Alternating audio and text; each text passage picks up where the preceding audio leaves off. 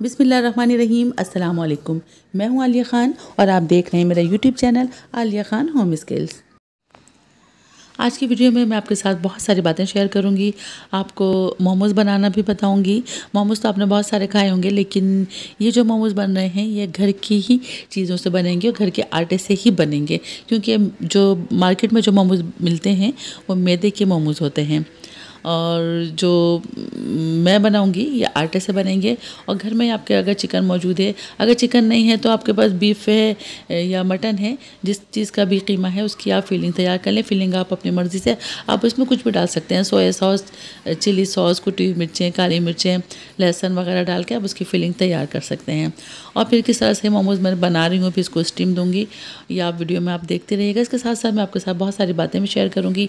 आजकल क्योंकि गर्मी बहुत ज़्यादा है, अपने घर को आप इस गर्मी में किस तरह से ठंडा रख सकते हैं, क्योंकि बहुत सारे घर हैं जहाँ पे एसी नहीं है या उनके खुले हुए घर हैं, तो बहुत ज़्यादा जब हीट होती है, गर्मी बहुत ज़्यादा होती है, लू चलती है, तो अपने घर को बहुत आसानी के साथ हम ठंडा रख सकते हैं। तो वो सब कुछ मैं आपको इस वीडियो में बताऊंगी।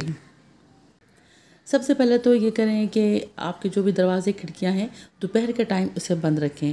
रात के टाइम आप दरवाज़े और खिड़कियां खोलें ताकि ठंडी हवा भी घर के अंदर आए और घर में ऑक्सीजन की कमी भी पूरी हो। लेकिन जब दोपहर में जब धूप होने लगती है उस टाइम पे आप दरवाज़े खिड़कियां बंद कर दें। और कोशिश ये करें कि खिड़कियों पर या दरवाज़ों पर गीला कोई कपड़ा, मोटा कपड़ा, बड़ी चादर गीली करके वो वहाँ पर लटका दें। उससे ये होगा कि जो बाहर से हवा आएगी वो जो गीली चादर की वजह से वो हवा ठंडी होगी, तो घर के अंदर लू का असर नहीं होगा, गर्मी का असर नहीं होगा, बल्कि एक ठंडक होगी। अगर लाइट नहीं भी है तब भी घर में ठंडक होगी, क्योंकि बाहर से जो हवा आ रही है वो हमें ठंडी होकर मिलेगी। अगर आपके घर में सहन है तो वहाँ पर पानी का छिड़काव कर दें। और अगर छत है तो दोनों टाइम, सुबह और शाम दोनों टाइम आप वहाँ पर पानी का छिड़काव ज़रूर करें। इस तरह से छत ठंडी हो जाएगी और नीचे आपके जहाँ रहते हैं वहाँ पर आपको गर्मी का एहसास नहीं होगा, घर ठंडा रहेगा। अगर आपका घर खुला हुआ है, सहन है और धूप आती है, अगर टेरेस पर भी धूप आती है, तब आप ये करें कि जो ग्रीन नेट होती है, जो नर्सरी वगैरह पर लगी होती है पौधों के पास, तो आप वो ग्रीन नेट अगर आप लगा लें, उससे धूप की तपिश नहीं आएगी। और अगर कुछ पौधे भी रख लें घर में तो हरियाली भी होगी और गर्मी की तपिश भी कम होगी और माहौल भी बहुत अच्छा लगेगा। पहले ज़माने में पानी रखने के लिए, पीने का पानी रखने के लिए मटके और सुराहियाँ इस्तेमाल होती थी, जो कि मिट्टी की होती थी। और जब उसमें पानी होता है तो वो पानी भी बहुत ठंडा होता है। लू के ज़माने में कहते हैं कि अगर मिट्टी के बर्तन में पानी रखा जाए तो दिन में पानी बहुत ठंडा होता है और ये पानी सेहत के लिए भी बहुत अच्छा होता है। और जब ये मटका या सुराही घर के अंदर रखी हो तो आसपास की जो गर्मी होती है उसको भी जज़्ब करता है और ठंडा करता है माहौल को। तो इस तरह से ये मटके और सुराहियाँ अगर पानी से भरकर घर के अंदर रख ली जाएं तो गर्मी से भी महफूज रहेंगे और पानी भी हमें ठंडा मिलेगा। गर्मी के दिनों में खाने हल्के खाएं, बहुत मुरगन खाने ना खाएं, बहुत ज़्यादा चर्बी वाले, बहुत ज़्यादा तेल घी वाले खाने ना खाएं, जैसे नहारियाँ, बिरयानियाँ, कौरमे, ये चीज़ें गर्मी में ज़्यादा अच्छी भी नहीं लगती हैं। बल्कि हल्के फुल्के से खाने खाएं, जैसे दही खा ली जाए या चटनियाँ बना लें। कैरी का मौसम है आजकल, कैरी की चटनी बना लें तो वो ठंडी भी होती है और कैरी लू से भी बचाती है। कैरी का शरबत पिएँ बनाकर, ये बहुत आसान भी है बनाना और ये हमें लू से भी और गर्मी से भी बचाता है। कैरी का शरबत और इमली और आलू बुखारे का शरबत। इसके अलावा फालसे आ रहे हैं आजकल, ये 1-2 महीने का सीज़न होता है फालसों का। फालसे ज़्यादा से ज़्यादा खाएं और इनका भी शरबत बनाकर पिएं, तो ये गर्मी से भी बचाते हैं। गर्मी से होने वाली जो बीमारियां होती हैं, बुखार होते हैं, तो उनसे भी ये कैरी और फालसे और ये आलू बुखारे, इमली, उससे बहुत महफूज रखता है। गर्मी के दिनों में ज़्यादा से ज़्यादा पानी पिएं, लेकिन पानी ज़्यादा पीने का ये मतलब नहीं है कि आप एक साथ 2-3 गिलास पानी पी लें। इस तरह से पानी पीना बेकार होगा और थोड़ी देर के बाद आपके तमाम मिनरल्स यूरिन की सूरत में निकल जाएंगे।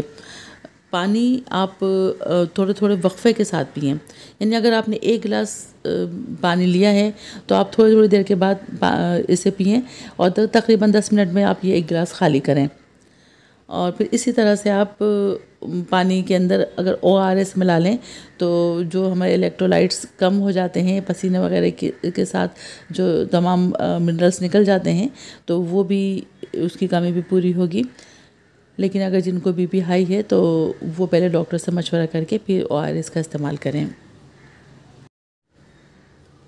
घर में अगर छोटे बच्चे और बुज़ुर्ग हैं तो उनका ख़ास तौर पर ख़्याल रखें, उन्हें बार बार देखें, उनका BP चेक करें, उनके पानी का ख़्याल करें, उनके कपड़ों का ख़्याल करें, हल्के कपड़े हों, और अपने घर में हाथ वाले दस्ती पंखे ज़रूर रखें, क्योंकि लाइट भी बार बार चली जाती है। तो अगर लाइट चली जाए तो बच्चों के ऊपर, बुज़ुर्गों के ऊपर पंखों से हवा करें, बिल्कुल गर्मी के अंदर बिल्कुल न जाएँ। घर को ठंडा रखने के साथ साथ अपने आप का भी ख्याल रखें, अपने आप को भी ठंडा रखें। कोशिश करें कि खुले हुए कपड़े पहनें और हल्के रंग के कपड़े पहनें, जैसे वाइट कलर के या हल्के जो कलर होते हैं, क्रीम कलर हैं, पिंक कलर हैं, तो ये ठंडे कलर होते हैं। और अपने आप को गीला भी रखें, नहाएं, सर को गीला रखें। अगर बाहर निकल रहे हैं तो कोशिश करें कि कोई गीला कपड़ा, कोई गीला तौलिया सर के ऊपर लपेट कर और गर्दन के ऊपर लपेट कर बाहर निकलें। अगर किसी को गर्मी लग जाती है, लू लग जाती है, तो उसकी कुछ अलामतें हैं, जैसे चक्कर आता है, बुखार होने लगता है, पसीना बंद हो जाता है, और बहुत दफ़ा मतली और उल्टी भी होने लगती है। तो इन चीज़ों का ख्याल रखें। और देखें, बातें करते करते हमारे मोमोज़ भी तैयार हो गए हैं। मोमोज़ को मैंने स्टीम दिया था। स्टीम देने के बाद मैंने बहुत हल्का सा ऑयल बना के इसे हल्का सा इन्हें कलर दे दिया था, और इसे फिर चटनी के साथ मज़े से खाएं। और मुझे ज़रूर बताइएगा, कोई बात ऐसी मोमोज़ आप बनाइएगा और मुझे बताइएगा कैसे।